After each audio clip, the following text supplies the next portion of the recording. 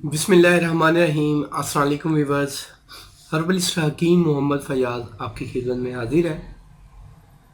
मादा तौलीद की अफजाइश और मादा तौलीद को गाढ़ा करने के हवाले से बेहतरीन नुस्खा है जो मैं आपको बताने जा रहा हूँ। सबसे पहले मैं बता दूँ कि मादा तौलीद की कमी क्यों होती है जिस्म में। तो इसकी सबसे बड़ी वजह है सर्द खुश्क चीज़ों का ज़्यादा इस्तेमाल या गर्म खुश्क चीज़ों का ज़्यादा इस्तेमाल। अब इसमें क्या आता है, अगर आप सिगरेट नोशी करते हैं तो आपका मादा तौलीद कम बनेगा। अगर आप कोई नशा वगैरह करते हैं जो जिसकी तासीर खुश्क है तो वो भी मादा तौलीद को कम करेगा।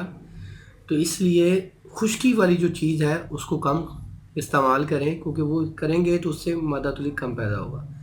मादा तौलीद को अफजाइश के लिए आप दूध का इस्तेमाल ज़्यादा से ज़्यादा करें, मगज़ियात का इस्तेमाल ज़्यादा करें, अखरोट पिस्ता काजू का इस्तेमाल ज़्यादा से ज़्यादा करें, मूंगफली का इस्तेमाल करें, तो इससे भी बड़ा अच्छा अफाका मिलता है। अब मैं आपको बताता हूँ मादा तौलीद की अफजाइश भी होगी इस नुस्खे से, मादा तौलीद गाढ़ा भी होगा, और जो मर्दाना बांझपन है, कर्म बनी है, मतलब कि स्पर्म कम बनते हैं, तो उनके हवाले से भी ये बेहतरीन नुस्खा है। आपको ये 3 चीज़ें चाहिए होंगी: मूसली सफ़ेद, मूसली स्याह और सतावर। असगंध नगूरी भी अगर इसमें साथ शामिल कर लें तो बहुत अच्छा रिजल्ट मिलेगा।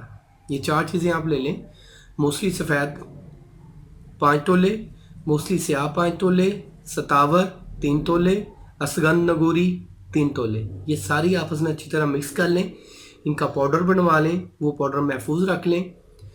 उस पाउडर से आपने 1 चम्मच सुबह 1 गिलास गाय के दूध के साथ और 1 चम्मच शाम को 1 गिलास दूध के साथ लें। तो सिर्फ 21 रोज़ के इस्तेमाल से मादा तौलीद बहुत ज़्यादा मिकदार में बनेगा, मनी बहुत ज़्यादा बनेगी, मनी गाढ़ी भी होगी, और जो मर्दाना बांझपन है वो भी ख़त्म होगा, स्पर्म भी पैदा होंगे। एक बेहतरीन नुस्खा है, इसको लाजमी ट्राई करें और दोस्तों के साथ भी शेयर करें। उम्मीद करता हूँ मेरी वीडियो को आप लोगों ने पसंद किया होगा। पसंद किया है तो लाइक कर दें, मेहरबानी आपकी, जज़ाकल्लाह। मेरे चैनल को भी ज़रूर सब्सक्राइब करें ताकि मेरी तमाम वीडियोस आप तक पहुंचती रहें। हकीम मोहम्मद फैयाज़ आपसे इजाज़त चाहता है। अल्लाह आपका हामी व नासिर हो। शुक्रिया, जज़ाकल्लाह, अल्लाह हाफ़िज़।